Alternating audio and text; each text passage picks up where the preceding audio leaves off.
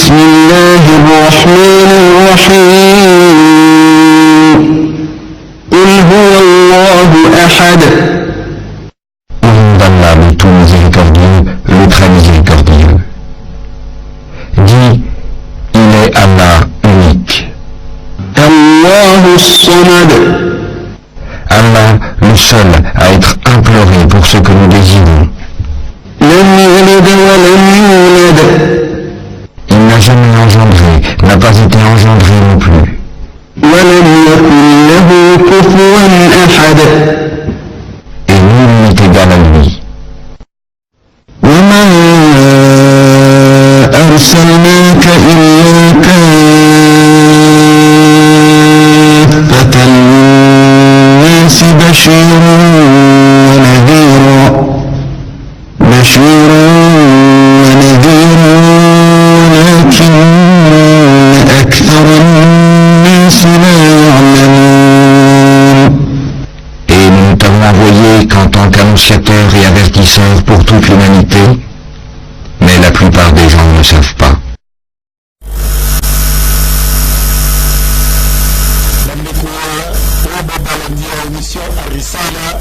Assalamu alaikum wa rahmatullahi wa barakatuh.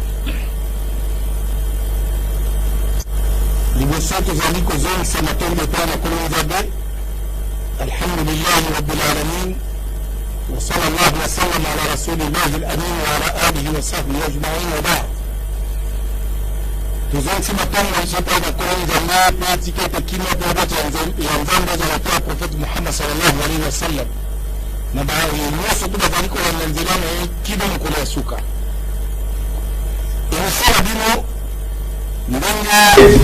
Le message na yango chaque vendredi na 17h, na rediffusion nango le mardi na 23h, yango yo Al-Risala. Message oyo tozali nango ya mkolo ya lelo tozongeli 31e chapitre 5 Coran na verset 13. oyo tozali kobenga communément suratu Luqman. Allah subhanahu wa ta'ala ayebisi na biso ndenge nini Luqman azalaki ko se comporter vis-à-vis na mwana na ye, ndenge azalaki ko encadrer mwana na ye, ko recommander makambo Nzambe atindi pe kopekisa ye makambo Nzambe apekisi, kolakisa ye ba danger place ezali asekarte nango pe asalela makambo oyo ekozala bénéfique pona ye pe bénéfique pona société oyo azali na katikati na yango. Allah subhanahu wa ta'ala alobi boye, wa idh qala Luqmanu libnihi wa huwa ya'idhuhu ya bunayya la tushrik billah inna ash-shirka la dhulmun 'adhim. Luqman ayebisi na mwana na ye azali kote ya mwana na ye, e mwana na ngai sala keba na kokweyisa manakati ya shirki billah. Ça veut dire ko associer Nzambe na eloko mususu te, ko sangisa Nzambe na eloko mususu te, kotiela Nzambe mbanda te, parce que Nzambe azalaka très jaloux soki botieli ye mbanda bosangisi ye na eloko mususu. Inna shirka la dhulmun adhim, ya solo bosangisi Nzambe na eloko mususu ezali dhulm. Na dhulm ezali na sens ya ténèbre. Donc dhulm ezalaka komene mutu na kati ya ténèbre spirituelle. Na dhulm ezali na sens ya injustice, na mutu soki azali plongé na katikati na ténèbre to na ténèbre spirituelle, makambo nyonso to ezali kokweyisama nango na kati ya chaos. Donc eloko ya malamu ekozala te, maye nyonso to ezali na kati na bomoi na ye awa na se ya moi mpe na mokolo ya suka, nyonso ekozala na ndenge ya malamu te, ekozala bénéfique te, ezala mpo na ye to mpo na société oyo azali kovanda na katikati na yango. Na dhulm ya injustice toyebi ya malamu ete injustice ezalaka ko élever une nation. Soki bato bazali kotambola na injustice ezalaka mbeba na katikati na mboka to na katikati na société. C'est ainsi que le prophète Muhammad sallallahu alayhi wa sallam a dit ici sur zulm, to injustice, oppression, qu'opprimer ma droit na bango, to kotambola na katikati na ténèbres. Alobi na katikati na hadith to tradition prophétique na enseignement na ya alobi ittaqu dhulma fa inna dhulma dhulumatun yawm al-qiyamah. Bozala musika na injustice, na oppression, na ténèbres spirituelles. Parce que yango conséquence na yango ezali énorme. Mukolo ya suka okozala na katikati na ténèbres to kotambola na katikati na ténèbres koyeba place ya konyata te. Et surtout mukolo wana mukolo ya jugement dernier avant toleka mpona kokende vers le paradis ezali na momekano épreuve oyo nzambe akotiaka bato nyonso na katikati na mokili oyo kora ezali koloba wa in minkum illa wariduha kana ala rabbika hatman maqdiya. Moko na katikati na bino il faut apasser na épreuve wana parce que ezali mokano oyo nzambe asiye adécrété yango. Na épreuve wana ezali consiste ya kotambola na nzela oyo ezali très fine koleka singa ya suki to suki ya moto to koleka mbeli ndenge ezalaka mpona kokota babengi yango sirat. Voie wana to chemin wana ezali komene vers le paradis. Na se nango ekozala na moto ya lifelo. Na moment wana sikoyo il faut kozala na lumière. Il faut kozala moto oyo ozalaki kovivre na lumière. Lumière ce n'est pas n'importe quelle lumière, mais il faut kozala la lumière parfaite.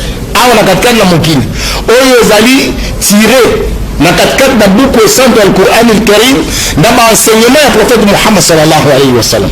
Moto oyo azangi lumière parfaite wana akozala na kati ya ténèbres spirituelles, akomona nzela wana te jusqu'à ce que akokoyisama na kati ya libulu wana oyo ya lifelo, akomi automatiquement parmi bato oyo bakokota na kati ya moto ya lifelo. Alors à ce moment là ntango moto akokoma na katikati azali komona lisusu moya ya kotambola te, akomi sikoyo kosenga au secours unduruna naktabis min nurikum, bozela nanu biso de façon de te profiter la lumière parfaite oyo bozali nango ezali kofacilité bino botambola nango.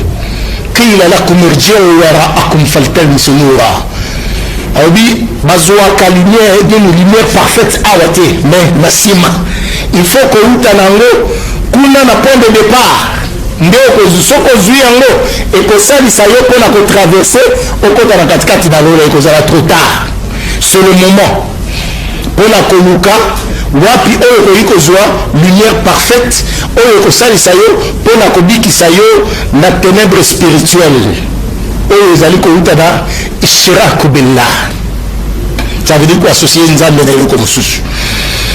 Lukman al-Hakim akebisi mwana na ye alobi mwana na nga attention kozala te parmi bato oyo bakozala koassocie nzambe na eloko mosusu parce que ezali na baadrar, ça veut dire baconséquence, badésavantage ya shirki billah. Adrar shirki wa khuturatuhu ezali na badanger oyo ezali na moto oyo eza kolanda moto oyo azali kokweseba na katikati na shirk na baconséquence moko néfaste oyo ezali kogete ye. Et parmi baconséquence na badanger awalan inna shirka billah yusabbib alkhawf. Moto soki azali plongé na katikati na ishraku billah kosalisa nzambe na eloko mosusu akokoma mutu moko ya bibanga-banga, akozala akoyoka somo ya eloko nyonso tu, akozala jamais na kimia na kati ya motema na ye, akozala koyoka eloko nyonso tu somo. Ezali danger monene na katikati da société. Na yango wana eyaka kobotisa eloko babengi yango atashaum bikulli shay'in. Okomona mutu akomi na esprit ya komo kozalaka kotambola na ba mauvaise augure ya eloko nyonso tu. Tomona katikati na société na biso lelo oyo kaka imagine ke ibu ayaki kolela na nsima ya ndako na bino abandi kolela ntango bokoyoka vo ya ibu wana automatiquement na croyance ya mabe oyo tozali nango na dogme ya mabe oyo ezali base na ishrak billah base na ténèbre spirituel to bosangisi ya nzambe na eloko mosusu automatiquement bato bakomi kobangabanga bakolala malamu te mbala moko bakoisami na mauvaise augure bayebi kaka lokola ndenge oyoki ndenge wana ça veut dire que motu moko akokufa na ndako oyo makanisi wana basuperstition wana nyonso wana sababu nango to cause nango euti wapi euti parce que dogme na biso eza mabe doctrine na biso oyo tozali nango ezali oyo nzambe azali korekomande yango te ndenge tobandaki koloba awa atawhid azam ma amarana llahu bihi atawhid eloko ya motuya oyo nzambe azali kotinda biso to pratike yango tosalela yango na kati na bomoi na biso ezali bomoko bwa nzambe monothéisme pure soki tokei contrairement na monothéisme pure tokokweyisama na kati ya ishrak billah to polythéisme na yango nde babengi yango bosangisi nzambe na eloko mosusu na ezali parmi badanger na katikati na bomoi na biso bato bakomi kovandaka na kobangabanga nyau soki aleli mabe na butu oyotika vo ya nyau ekabandi kolela mabe mbaa moko okomona bato bakolala esu malamu te mbaa moko losambo ebandi sans effet me nyau aleli nyau azalaka abasaleli ndenge wana alela pourquoi bato bazalaka agité ndenge wana bakomaka somo ndenge wana pourquoi parce que bazali déjà animé na mauvaise augure oyokano nyau soki aleli ndenge wana ça veut dire ezali signe ya kindoki engi ekota na katikati na société na biso to na kati na ndako na biso ekoki kosalela biso bafreinage na mablocage ainsi de suite alors okomona ta mosusu ndako mobimba balamusi bana basi na mibali alebamani kotokisa prière mpo na konini kochasse démon alors qu'il y a nde alelisi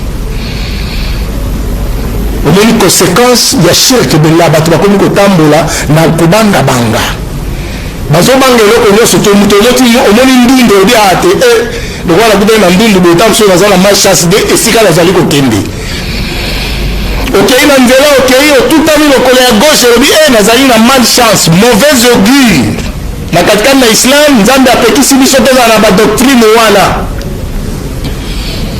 okei boye osali soko okutani na likambo obi lokola nakutani na likambo ça veut dire kuna nazokende mabe ezali eza deja signe ya mabe yango wana ozongi biso na katikati na islam balobi kozonga te il faut kocontinue démarche na oti na suka soki otosi to basigne wana ya mike okoki komona yango nde ezali ilaha ça veut dire ekomi divinité oyo yango soki ekani edécrété ekomi koyebisa yo makambo tono soki omoni boye ça veut dire kuna ezali boye okomi koyeba ghaibiyat ça veut dire bainvisibilité makambo oyo ebomana c'est ainsi que le prophète sallallahu alayhi wa sallam apekisi biso na katikati na hadis alobi atiyaratu shirk question ya kozalaka na conception wana na doctrine wana ya mauvaise augure oyotambola boye tutani lokolo ya gauche obi eza malchance osue na lolemo olobi bayotonganga mwa eloko moko esali boye olobi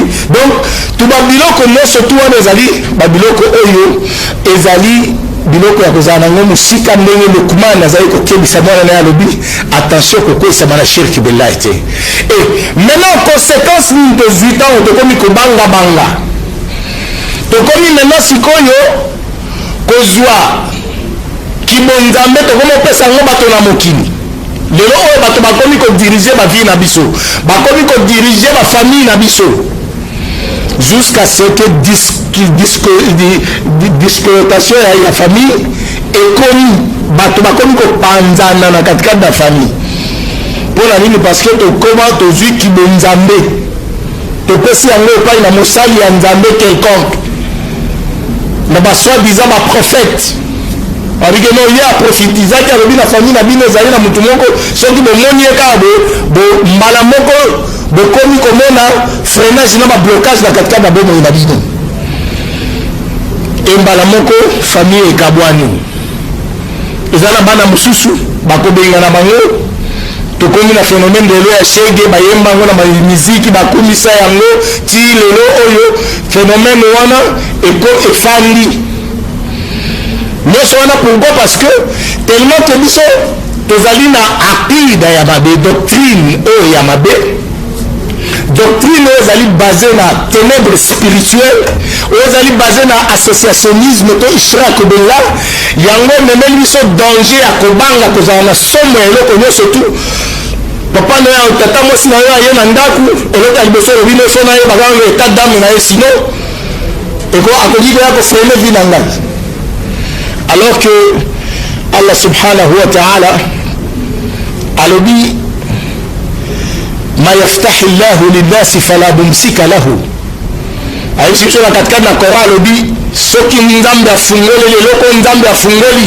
moko te na mokili akoki kokanga na oyo nzambe akangi moko te akofungola me sikoyo omoni tata moso omoni moko okomi kobanga keno akoya kokanga to akoya kofungola nyonso wana ezali baconséquence alkhawf et parmi baconséquence tozali lisusu na ashirk yanziu l'amn wal-aman fi dunia wal-akhira ezali kotia bato na insécurité na mokili ezali kotia bato na insécurité ezali cause ya bato bazala kovivre na insécurité.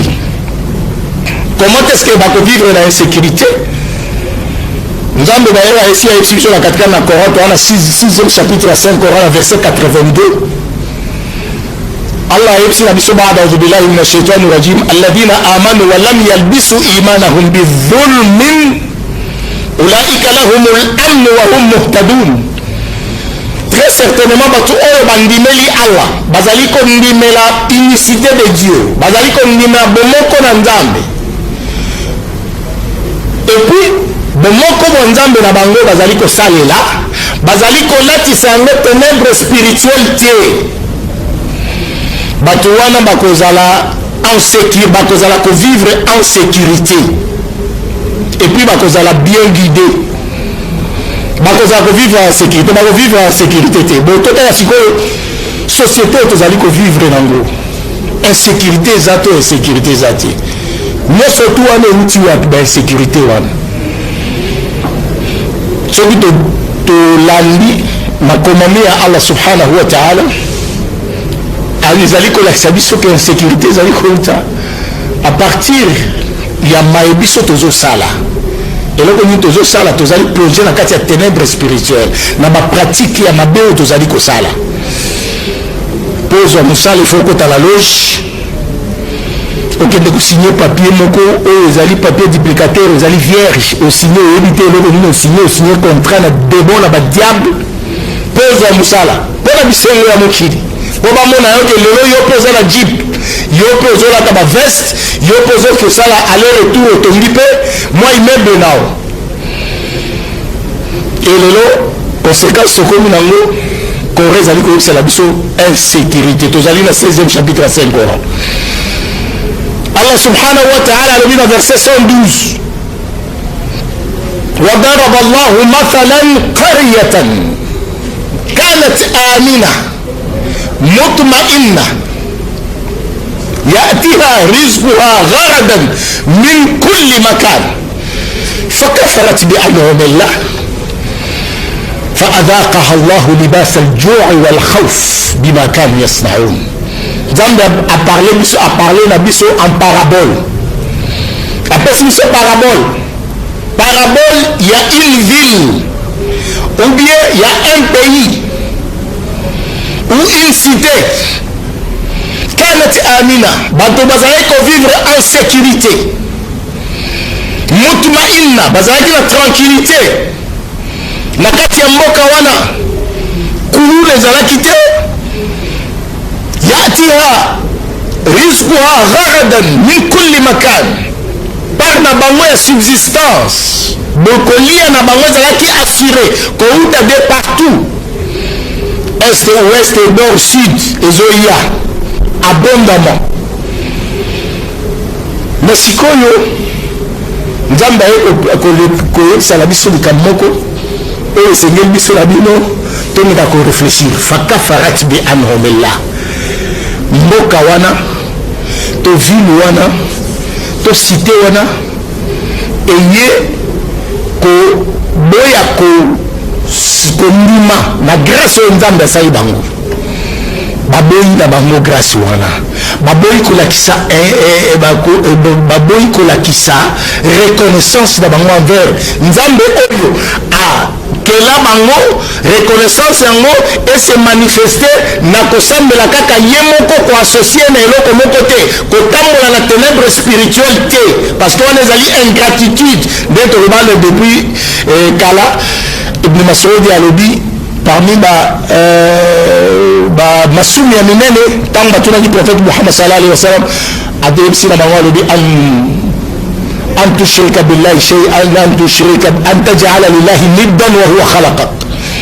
Donc oyo associe nzambe eloko mosusu alors que nzambe wana nde akela yo eloko wana ekela yo te basiance occulte nde ekela yo te eloko wana ozolata brasele olati yango ya bachance ya domination ekela yo te tosinga ya loketo ekela yo te to banyau wana mingongo ya banyau ekela yo te bandundu bakela yo te ndenge donc baibu bakela yo te toko modele oyo tutanaka ta mosusu osali otrébuche na nzela yango nde ekela yo te pourquoi okobanda kobanga bango okobanda koyoka somo na bango okobanda konetola bango kokumisa bango. Alors faka farat bi anobela batu batiki nzambe bafa manifester ingratitude envers nzambe akela bango et en revanche nzambe alobi fa adaqaha Allahu libas al-juu' wal khawf. Conséquence nango batu bakomi kovivre na kati ya famine nzala mboka lokola oyo ya biso ya RDC oyo toyebi kedo ezali potentiellement riche mutu nyonso to azali koganga soki mboka wana mpenza richesse eza mbongo ezali bato bazali kouta de partout koya koluka mbongo awa na mboka na biso. Kinshasa oyo bazali kobenga yango poto moyindo mpo bato bazali koya lokola donc ezaka lokola poto olie bakende koluka mbongo na poto baoluka yango awa biloko ezali kouta de partout ndenge kore ezali koloba yatiha rizquha min kulli makan na Brazil ekokota na bakongo ekokota na nini na bandundu ekokota na Goma ekoya na Kisangani ezali koya na nzela ya mai de partout. Mais les habitants de la ville batu oyo bazali na katikati ya ville wana bazali divisé na binzambi na ténèbres spirituelles et comme conséquence fa adakaha Allahu libas al-juu' wal khawf. Et maintenant lelo oyo batu bazali kovivre kolia na délestage nzala ekomi mbongo emonana te mbongo omona tozokosela bakonzi bakangi mbongo emonana te tozomibosana eloko nini oyo tozosala. Nzambe alobi na suka ya verset alobi bimakani yasnaun makambo baosala mboka mobimba ekomi baeglise mboka mobimba bazali bato bazali kosambela balabala moko omona bato baosambela bazali na 50-100 église mais ozomona ke makambo echange te na katikati na bomoi na biso vie ezokoma toujours pasi nzala ezobakisama kaka et tozali toujours kovivre na kobangabanga okomona motu ere moko boye moya ta atambola na butu eza te mpo na mia obanga ta mosu kununa ekoya komenase ye e nyonso wana conséquence wana euti wapi na ishrak billah na kotambola na ténèbre spirituelle oyo lokuma nayebisaki mwana mais attention mwana na nga la tushrik billah eza na baconséquence moko mabe na conséquence yango biso na yo tozali kovivre. Parmi baconséquence ya ishrak billah na badanger oyo ezali kogete biso ezali shirk ashirku يقضي على الأخلاق الفاضلة عند الإنسان إذا la cause ténèbres spirituelles إذا la cause dépravation de mœurs bato soki bayebi kosambela nzambe moko te bazali kotambola dans l'unicité de Dieu te automatiquement comme conséquence dépravation de mœurs et qu'évoluer rapidement dans le cadre de la société. Et parmi ma biloko bizarre le comportement ma beba tu bakozala nango et kozala par exemple aria ezali supercherie to mutu kolinga komilakisa mutu nyonso tu lokola na RDC na Kinshasa mutu nyonso a président asoka leki kabo président mpona minekisa kaka mutu nyonso a grand prêtre mutu nyonso tu soka lekiage donc il faut kaka azala na mwa eloko moko boya kodistingue ye ke noni azali au-dessus de la mêlée na supercherie komilakisa na biloko wana ezali parmi babiloko oyo prophète sallallahu alayhi wa sallam akebisi biso na tradition prophétique alobi akhwaf ma akhafu ala ummati ashirku al-asrar eloko oyo nazali kobangela mingi communauté na nga to nation na nga na nsima ya ngai kotileka ezali bato bakolinga komilakisa to moto azali kolinga komikwa soki azotambola ozomona fiere ya kotambola alors que Coran ezali koyebisala biso na 31e chapitre ya 5 Coran na parmi bawasiyatu Luqman libnihi ça veut dire mateya oyo Luqman apesaki yango epai ya mwana na ye ayebisaki na ye alobi wala tamshi fi l'ardi maraha kotambolaka na lolendo na mokili te ndenge biso totambola okokomona soki moto aotambola bomoni ondire alingi amata likolo donc nayebi te soki akoma na niveau nini nzambe alobi innaka lan takhriqa al ard walan tabluga aljibala tula kotambola na yo na bafiere nyonso to otambolaka nango wana jamais okoki kotobola mabele mpe jamais okoki kokoma molai ya ngomba okoki jamais okoma ndenge wana et pourquoi bafiere nyonso to wana soki obimi na nzela okomi ozali kodépart oza kotambola bafiere ebele comment tokomi na niveau wana eloko nini ezali kopousse bato na niveau wana ezali le fait que bato bazali mingi plongé na kati ya ténèbres spirituelles oyo ezali ishraku billah bosangisi nzambe na eloko mosusu to associationnisme ezali kobebisa bacomportement ya bato bizaleli ya bato na bafléau oyo ezali kobebisa baadministration na biso na ezali kobebisa bato nyonso to bazalaka kosala misala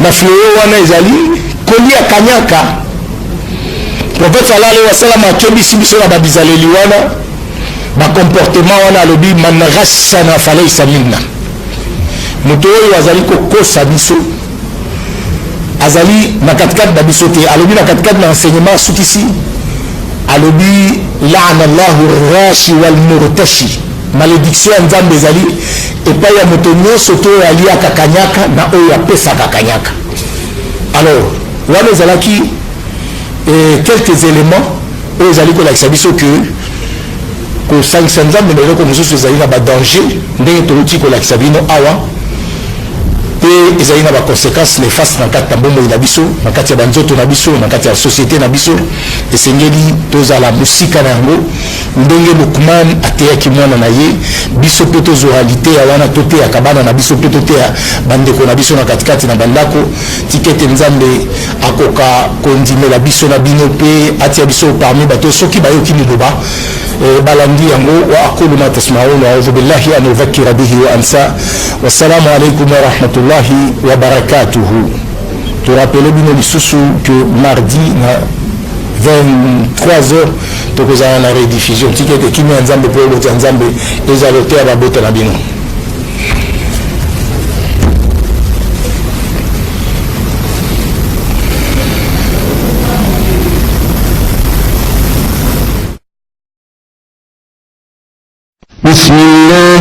الرحمن الرحيم قل هو الله أحد Au nom d'Allah, le tout miséricordieux, le très miséricordieux. Dis, il est Allah unique.